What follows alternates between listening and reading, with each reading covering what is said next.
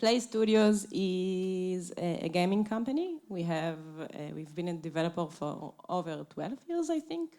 And we have a lot of social casino titles that probably you know, like My Vegas Slots, My Vegas Bingo, My Konami Slots, MGM Slots Live, Pop Slots, and we recently acquired Tetris, and we are aiming to conquer the casual gaming right now.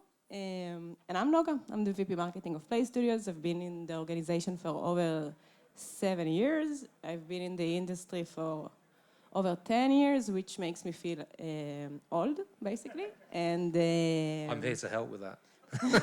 this is why I agreed, Nick, to speak with you about it. And that's it. So can you tell me a little bit about your responsibilities at Playstudios? If VP of Marketing is a big role, what does that entail? Sure. So at Playstudios, we have a centralized marketing department. Within this department, there is 4 teams. The first one is the performance marketing team.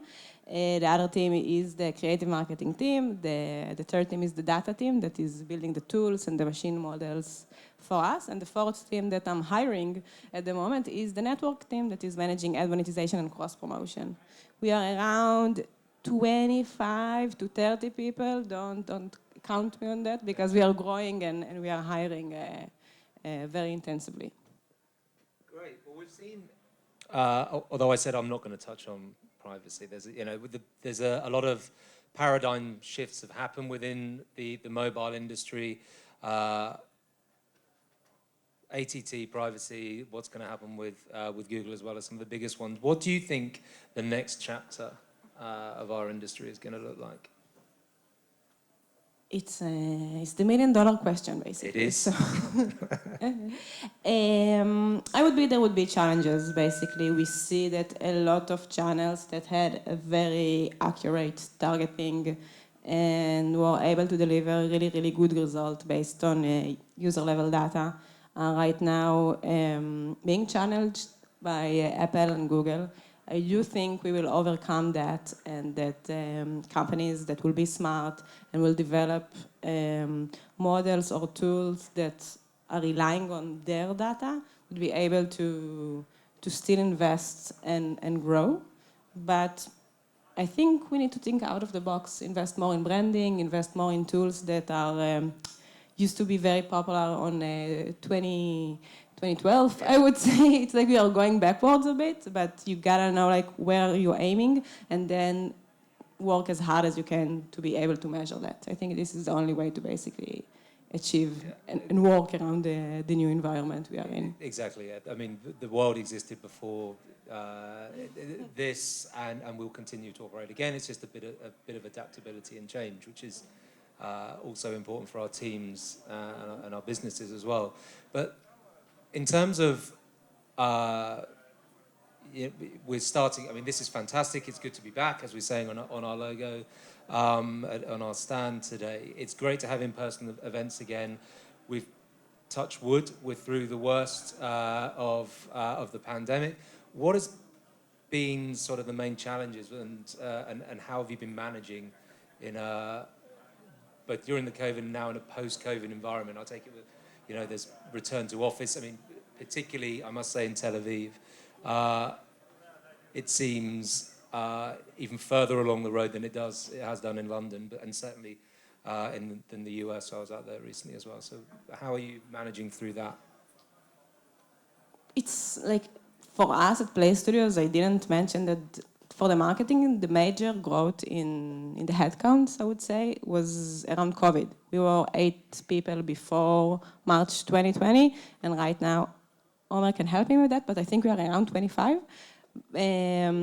So we hired and onboarded a lot of people remotely, and it was hard to find the right talents and identify them over Zoom, but we invested a lot of efforts in interviewing people, giving them really hard home assignments, sending them back again, and then doing the back and forth to try to really identify if these people are the right match for the teams. Even I think in the worst time of the pandemic, we asked people to come and interview, at least for one interview, in the office, so we could see there is a culture, a match between us and the person that we are hiring, because we really believe that the team culture is one of the biggest thing we are building. And if you are hiring the people that, even if they are the smartest, but they are not like, I wouldn't say the right DNA, but with the right vibe, it would be really hard for them to join the team and be a major part of it. Because if you don't feel included, it's really hard to find your spot. Yeah, I agree. We saw similar, and even with our return to it, are you back full-time in the office, or is there flexibility in how that's working? There is a lot of flexibility. We are doing a hybrid model. People like coming around 2 days to the office, but basically, like, we want people to want to come to the office, so we don't really force them. And that's exactly what we're doing as well. And we're finding that because of the culture piece that you talk about, which is very important, initially to get people back. And some of it's a little bit cross-generational as well. A lot of younger people that perhaps can't afford the greatest apartments to work from home, and they didn't have much outside space. They're very keen to come back to the office. And there are others that live further away that perhaps less so. But to maintain some of that culture when we return to office, we are just preferring that there's a couple of days a week that everyone comes in, to keep the culture going, to make sure that we can arrange activities and things like that. In London, it's Tuesday and Thursdays because everyone wants to go out on a Thursday and have a drink and get to know each other. And that's how you get a lot of the cultures. And we needed to, I think particularly with some of the newer people that hadn't formed those bonds, we needed to incentivize them to come back in a bit with events and other things that meant that they could break the ice and get to know people that they lost a bit when they'd onboarded, because there was a bit of a delay and things took a little bit longer. The problem I have with that now is meeting rooms, because I can't get any now, and when everyone is back in, people seem to have forgotten how to book meeting rooms properly and stuff and stuff like that. But we're gonna have to work around that. But do you worry at all about, with the flexibility and not having everyone in, a loss of culture at all, or you think it's still working? It's definitely still working. Yeah. Around the culture and incentive, I would say that I don't think I was the major, I wasn't the thought lead on that, but one of the cultures of our team is basically food. So when we have each Thursday on the office a schnitzel, like a really special schnitzel, I would say, and everyone are psyched to come on Thursday. It's like the retention mechanism. The best retention mechanism in the company is Thursday schnitzel.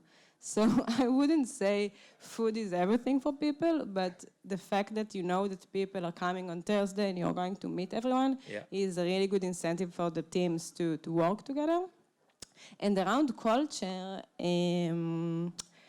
it's definitely something you need to invest. Even now, or I don't know, a year ago when things were rougher with the COVID, we invested in building team nights, either in the office or in open places, because people really want to meet and talk with people they are working all days, because it's really hard. I think we talked about it offline, but basically it's really hard to really communicate with people over email or just over Zoom, because you don't really get sometimes what they're trying to say. Like, we have a person that is not here, but is really talented and smart, and is writing on the email in a really large font. So it looks like he's yelling on you if you don't know him or if you're new. And from time to time, I need to tell people, no, he's just likes to write in a really big font, and it's okay. It's like, it's not something, you shouldn't be afraid of him. So only when you meet him face to face and you have the chance to see that he's just like everyone and like big fonts, you realize that you don't need to pay too much details to how people communicate on texts and email, just because maybe they just like the big fonts or the images and they're okay. So you really need to meet people, basically. it makes a big difference. Did you, I mean, when you talked about doing the stuff virtually and online, did you ever do, we did this and it was terrible, Zoom team lunches over Zoom, and then all you get is a group of people that are eating on Zoom, which is an appalling experience. Listen to people chew on that, things like that. We did a happy hour, I think, that's over much better. Zoom, Yeah, we or a moved to happy party. hour.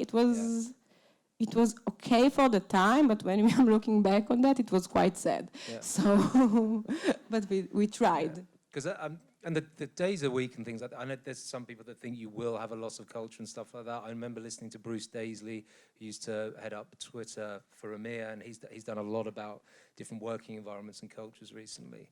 And he said, you know, the church seems to have decided on one day a week is enough for you to maintain the culture and your faith and stuff like that, which is, I guess, is fine. I think the church has had many thousands of years to build that culture and understand, and still it's not one size. Some people go every day, some people go more than that, and I think that's ultimately it's the flexibility. You can make it work no matter what you're doing, and that's where we're really adopting to. Yeah. No, definitely. You gotta be flexible. You gotta listen to the people, and people moved farther away from the office, so you gotta accept that people can't come every day to the office. Yeah, exactly. But as long as they can come in when necessary, that makes sense. So talking about you specifically in your career, what's the greatest risk that you've taken? It's, I'm not sure if there is someone from that company right now, but basically I used to work at Crazy Labs, which is a really successful developer and used to be one of the biggest companies, gaming companies in Israel 8 years ago. And I was actually like, had a cold approach over LinkedIn from the HR on a really small startup that used to be called Scene 53. And I'm not really sure why I answered her, basically, because I had all the reasons not to answer her, because I never heard about this company. The office was horrible and full of rats. The people were kind of crazy, and the team was really, really small, and everything was dirty and crowded. But when I was talking with the CMO, he had like the right, I would say, spark in the eyes, and he was really, really sure of himself, like you expect from a CEO, and his team was like really eager and hungry for success. And I really remember myself talking with him, and I was like, I'm not sure this is the right decision for me. I have other offers, and things are really like great at Crazy Labs, and I'm not sure like I should really join this small startup that is, I don't know, 23 people, and the marketing budget is like 2,000 a day, and he was like, we are going to be bigger. We are going to be bigger than everyone. Trust me, just joined. So, and he was really persuasive. So I just joined, and I think this is the biggest risk I took like 8 years ago of leaving Crazy Labs and joining Scene 53 that later was acquired by Playstudios, and here we are today. I know myself, I mean, I changed, when I first left university, I worked in finance for a while and in insurance, and if anyone is in insurance, I apologize now, but it is one of the most considering this industry is fast moving, it changes a lot. Not a lot changes in the world of insurance, I can assure you.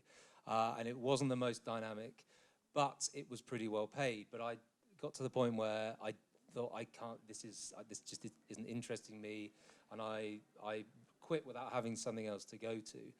And I tried to get out of that industry. Recruiters still wanted to get me back to the industry. I did gardening for a year, which I must say was fantastic. And then I spoke to a small startup in the UK, a small search engine that people actually used called Morago. And I spoke to them and I understood how their business model worked. And I was fascinated. It's like, well, people, every time someone clicks on these links, you get paid.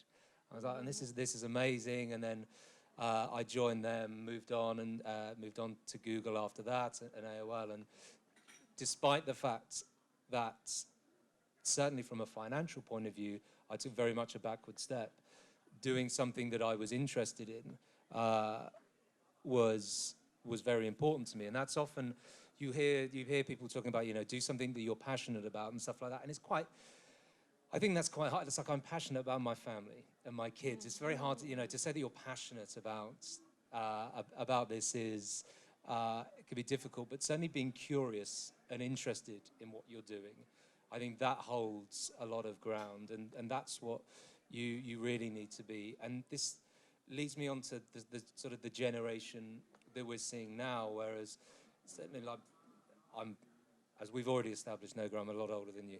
So for my parents' generation, you worked at one company and you stayed there for a long time. Certainly for my generation, you stayed within the same industry, but I think the current generation certainly seem to be more open to entirely shifting career paths, and for different reasons. So how we engage with them as teams of people and how we keep them motivated is certainly shifted as businesses as a whole, not just as leaders. But yeah, it's tough. Yeah, I agree. There is a lot of competition around people's attention, and people are shifting from different workplaces quite often. Yeah, I would say. But I think you need to build a team that is feeling that you are invested on their career growth and on what they want to achieve and their passion, and that they see they would be growing along with the company, and not just, the company is growing and the company is achieving the goals, but they are doing the same type of job they used to do. Yeah, I think, and again, generationally, particularly the newer members of the team can be labelled with, oh, they're entitled, they want stuff, but it's also they want to be, which is, of course, it's not the same for everybody, but it's also they want to add value. They want to be doing something that they feel is purposeful. They're not just there to pick up, or there's very few that are there just to pick up a paycheck. It's far more important to them, and that is why, as we're growing as businesses and within our industry, offering different roles, different changes, moving across functions and things like that, which I noticed a lot of companies do, is very, very important for them. I know we're actually dramatically running down on time, but what does success look like for you? How are you evaluating that? I think it's a question that you will get different answers from different people in a different period of times. I would say that success right now for me is succeeding within, with the people I love and with the people I invested in the past couple of years, and that seeing growth and the number of apps we're releasing and the number of people that are joining the company and the amount we're investing is really impressive. But doing that by yourself, or at least feeling that you're doing everything by yourself, is not what I'm trying to achieve. I think that I want to feel that the teams that are working at Playstudios and with me believe in the company vision, in my vision, in our goals, and that they really see themselves as a key part of the department growth. Because if it's not aligned and they just trying to, the scary timer, if they are just waiting for the end of the month or the end of the day, it's the other way. It's not a success. It's correct. Yeah, they're getting nothing out of it. The team isn't getting anything out of it. And the same, it's like, I think sometimes when I look at the end of year reviews, and if I'm having to, it's like, where do you want to be in 5 years' time? Or for me, that's retired, basically. I'm not looking at that, but so my role is more about, what is the legacy I could leave? That's more successful. How are my team going to grow? How are they going to develop? My role now is almost to make myself, like a parent, make yourself redundant, and give them the opportunities. Retire is a great answer. Let's see what privacy brings. And I'll finish on that. But thank you. It's been great talking to you. I know we're behind time. the red one. The red one, yeah. But thank you very much for your time and for your answers. Thank you, Nick.